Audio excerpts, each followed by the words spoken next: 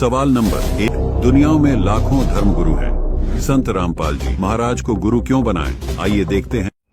ये सवाल बेहद महत्वपूर्ण है। श्रद्धालुओं को समझ नहीं आ रहा आखिर कैसे इन लाखों धर्म गुरुओं की भीड़ में उस परम संत को पहचाने जो न सिर्फ उन्हें सही ज्ञान दे बल्कि उनके जीवन में जो दुख हैं उनका समाधान भी करे। तो आइए आज आपको इस उलझन से बाहर निकालते हैं। दर्शकों, अब कुछ बातों पर गौर कीजिए। यदि आप अपने शास्त्रों पर जैसे कि गीता, वेद, कुरान, बाइबल आदि पर पूरा विश्वास रखते हैं तो निसंदेह आज आपकी तलाश पूरी हो जाएगी। आज आप ये जान पाएंगे कि लाखों धर्म गुरुओं की भीड़ में कौन है पूर्ण संत। वहीं अगर आप पवित्र वेदों पर विश्वास करते हैं तो उठाइए पवित्र सामवेद, जिसके संख्या नंबर 822 पर साफ साफ लिखा है कि वो पूर्ण संत 3 बार में अपने भक्तों को नाम दीक्षा देता है। इसके साथ ही यजुर्वेद अध्याय 19 मंत्र 25 व 26 में लिखा है कि वह पूर्ण गुरु वेदों के अधूरे वाक्यों अर्थात सांकेतिक शब्दों व 1/4 श्लोकों को पूरा करके विस्तार से बताएगा। वो 3 समय की पूजा बताएगा। सुबह पूर्ण परमात्मा की पूजा, दोपहर को विश्व के देवताओं का सत्कार और संध्या यानी सूरज ढलने के बाद की आरती।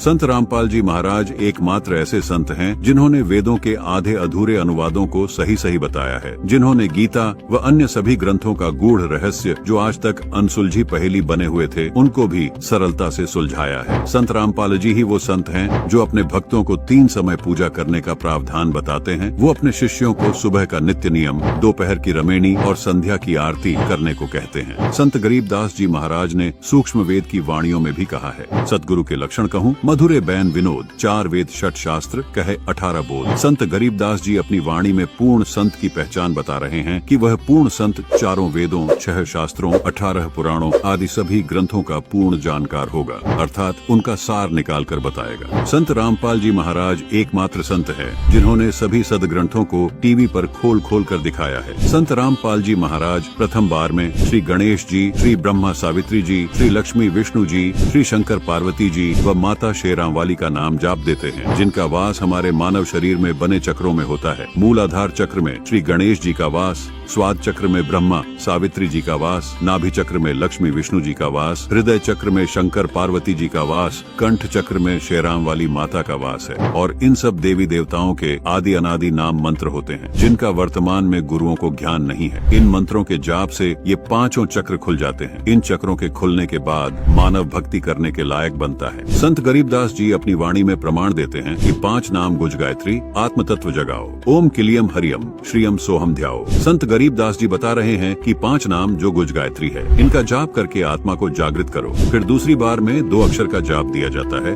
जिनमें एक ओम और दूसरा तत् जो कि गुप्त है। संत रामपाल जी सिर्फ अपने उपदेशी शिष्य को बताते हैं जिनका श्वास के साथ जाप किया जाता है। फिर तीसरी बार में सार नाम देते हैं जो कि पूर्ण रूप से गुप्त है। दर्शकों, आध्यात्मिक ज्ञान चर्चा में सवाल पूछा गया कि संत रामपाल जी महाराज से ही नाम दीक्षा क्यों लें।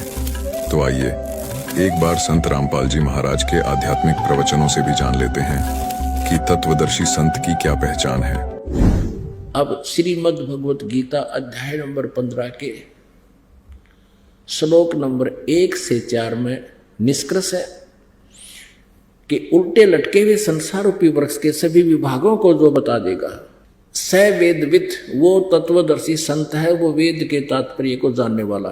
तो परमेश्वर कबीर जी ने 600 वर्ष पहले अपनी सच्चिदानंद घन ब्रह्म की वाणी में सूक्ष्म वेद में बताया, अक्षर पुरुष एक पेड़ है, निरंजन वा की डारे, तीनों देवा शाखा है, ये पात रूप संसार। ये देखिएगा, ये एक संसार रूपी उल्टा लटका हुआ वृक्ष जानो, जिसके ऊपर को जड़ है और नीचे को तीनों गुण रूपी शाखा है, रजगुण ब्रह्मा, सतगुण विष्णु, तमगुण शिव जी। ये संसार रूपी वृक्ष समझो। अब जो जमीन से बाहर दिखाई देता है उसको वृक्ष बोलते हैं। अब यहाँ परमात्मा कबीर जी ने कहा था अक्षर पुरुष एक पेड़ है, ये अक्षर पुरुष, इसको अक्षर पुरुष कहो, परब्रह्म कहो, अक्षर ब्रह्म कहो। ये तो तना तो समझो अक्षर ब्रह्म, अक्षर पुरुष है।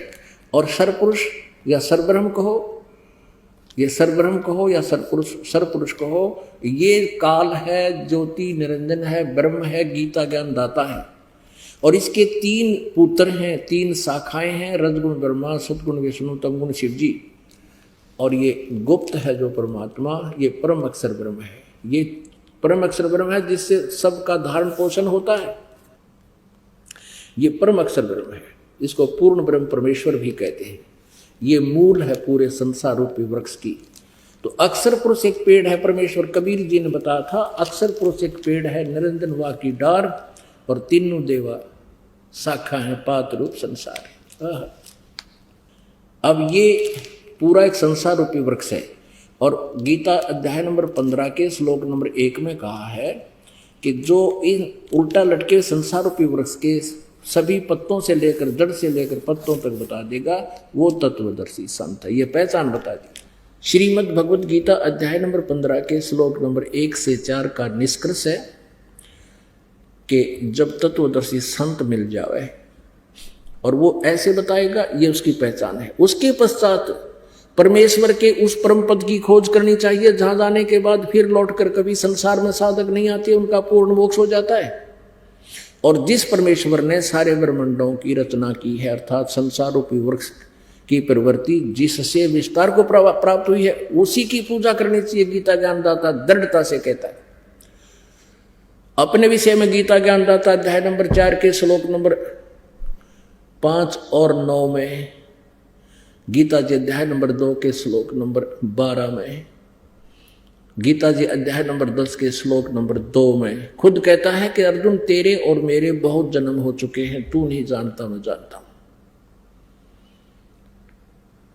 और ये ना समझ के ये सभी सैनिक पहले नहीं थे, तू नहीं था या मैं नहीं था, अर्थात हम, तू, मैं और ये सब पहले भी जन्मे थे, आगे भी जन्मते रहेंगे। इससे सिद्ध है कि गीता ज्ञानदाता स्वयं ही नाशवान है, सरपुरुष है, तो इसके साधक भी नाशवान है। तो ये इसलिए कह रहा है कि तू सर्वभाव से उस परमेश्वर की शरण में जा। गीता जी अध्याय नंबर 18 के श्लोक नंबर 62 में, कि जिसकी कृपा से तू परम शांति को और सनातन परम धाम को, शाश्वतम स्थानम, उस कभी न नाश होने वाले उस स्थान सतलोक को, अविनाशी लोक को प्राप्त हो जाएगा। दर्शकों, जैसा कि आपने देखा कि संत रामपाल जी महाराज ने गीता जी के अध्याय 15 के श्लोक 1 से 4 में वर्णित संसार रूपी पीपल के वृक्ष को विस्तार से समझाया, जिसको केवल एक तत्वदर्शी संत ही समझा सकता है। साथ ही गीता जी के उन गूढ़ श्लोकों का भावार्थ भी समझाया, जिन श्लोकों में पूर्ण परमात्मा के बारे में बताया गया है। एक मशहूर कथावाचक, 60,000 अनुयायी, आधा दर्जन आश्रम और लाखों की कमाई। आखिर इन भागवताचार्य को क्यों आना पड़ा संत रामपाल जी महाराज की शरण में?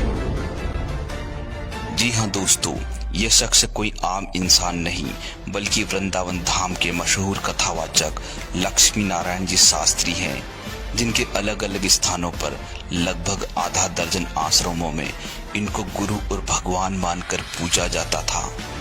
जो मेरा आश्रम है वो वृंदावन में है, परकम मार्ग में पड़ता है। श्री राधेश्याम निकुंज आश्रम के नाम से दुनिया जानती है। और मेरे जो शिष्य हैं वो आना जाना वहाँ तांता लगा रहता है, क्योंकि गुरु पूर्णिमा भी मनाई जाती है। कभी कभी हम जयपुर में मना लेते हैं। जहाँ जहाँ 5-6 हमारे ठिकाने हैं, जैसे कि थानागाजी है, अलवर डिस्ट्रिक्ट में पड़ता है, और इधर मतलब का है जो कि जो है इधर विराटनगर में, इधर मतलब का है जो कि जयपुर के अंदर भी है अपना, यानी कि मानसरोवर में सुमिल नगर के अंदर, और इधर बगरू के अंदर भी है अपना।